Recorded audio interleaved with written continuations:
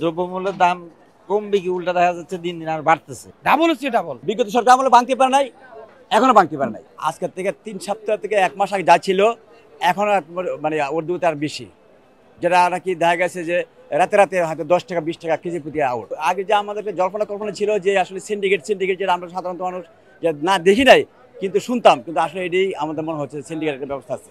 সরকার প্রথম মনিটরিং করার অবস্থায় তো নিয়ন্ত্রণে ছিল, এখন মোটামুটি অন্য আগের তুলনায় কিছু নিয়ন্ত্রণ আছে, কিন্তু আবার মনে হয় সামথিং একটা সিন্ডিকেট চলতেছে, যে সিন্ডিকেটটা আসলে হ্যাঁ আমাদের নিয়ন্ত্রণে সাধারণ ক্রেতাদের নিয়ন্ত্রণের বাইরে চলে যাচ্ছে, যেটা আমাদের জন্য আসলে একটা কষ্টকর বিষয়, সাধারণ মানুষের জন্য একটা কষ্টকর বিষয়। না সাধারণ মানুষ আমাদের মনে হয় যে এই সরকার প্রাথমিক অবস্থায় যে পর্যায়ে চলে গেছিল, যদি এখন আবারও যদি আমাদের পুনরায় সুযোগটা দেয়, মাংসে মোরগে কাঁচা সবজি বা পেঁয়াজ একটা জিনিস, পেঁয়াজ একটা বিষয়, এটা আসলে নিত্য নতুন প্রয়োজনে লাগে। হ্যাঁ এটা ঠিকই আবার চলতেছে, এটা আবার চলে গেছে সিন্ডিকেট রাতে। হ্যাঁ হুট করে কিন্তু এরকম বাড়াবাড়ি করা কিন্তু প্রয়োজন আসে না, কিন্তু এটা করে ফেলছে।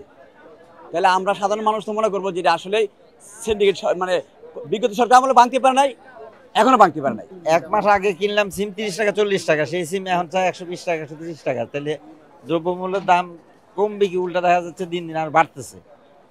তো সেই ক্ষেত্রে তো সাধারণ মানুষের কিনারা খুবই স্ট্রাপ ব্যাপার হয়ে দাঁড়াইতেছে, বুঝছেন না?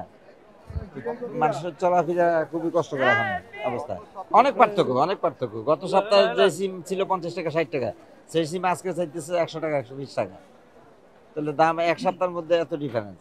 নিত্য প্রয়োজনীয় যে সমস্ত জিনিস সবকিছু, 1 কেজি পেঁয়াজের প্রতি কেজি পেঁয়াজের দামে কেজিতে 50 টাকা বাড়তি। মানুষ কেমনে কিনবে, কেমনে খাবে? এখন এইগুলো আসলে কি বাজার মনিটরিং একটা ব্যাপার আছে, সেই মনিটরিং ব্যাপারটা তো নাই এখন বলতে গেলে। থাকলে তো হয়তো এরকম হইতো না। হ্যাঁ ওই আগের যে সিন্ডিকেট, সেই সিন্ডিকেটে এখন আবার চলতেছে। তাহলে সুতরাং আমরা তো সাধারণ মানুষের উপর দিয়ে এটাই স্বাভাবিক, এছাড়া আর কিছু করার নেই। বা আমাদের বলবো কার কাছে? এখন এরা বলতেছে যে বন্যা হয়েছে, বৃষ্টিটা হয়েছে, বৃষ্টি আমাদের সবজি মবজি ক্ষেত নষ্ট হয়ে গেছে, সেই জন্য দাম বাড়তি, আমদানি কম। কিন্তু আসলে এটা আমরা বুঝতেছি না কোনোটা। আমদানি কম, আমদানি তো বাজারে ঠিকই দেখি, কিন্তু সবজির দাম গত সপ্তাহে এই সপ্তাহ ডাবল হয়ে গেছে।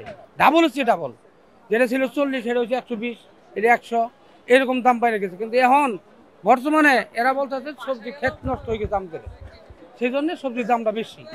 যেখানে আসতো 10 গাড়ি আসে এখন 5 গাড়ি, এই জন্য দাম বেড়ে বাড়তি। সাধারণ মানুষ তো চলা কঠিন হয়ে গেছে। আমরা যে কয় টাকা কামাই করি, আমার কামাই তো বেতন বাড়ে না, আমরা যা পাই তাই। কিন্তু বাজারে আসলে আমাদের ওই টাকা দিয়ে কোনো বাজারঘাট হয় না। এখন আমরা খুব কঠিন সমস্যায় পড়তেছি, আস্তে ধীরে দিন যাইতেছে আরো এইরকম সমস্যায় পড়তেছে। মানুষের যে ব্যয় বাড়ছে কিন্তু আয় বাড়ছে না, আয় তো বাড়ে না, আয় হেঁটেই। কিন্তু এখন আমরা বাজারে আসলে 1000 টাকার বাজার করি, বাজারে হয় না। এই যে এখন মাছ হারিয়ে গেছি, মাছ কিনলাম, যে মাছ দাম ছিল 200 টাকা, সেটা এখন 250 টাকা করে কিনলাম। আমরা সাধারণ মানুষ চলা খুব করি।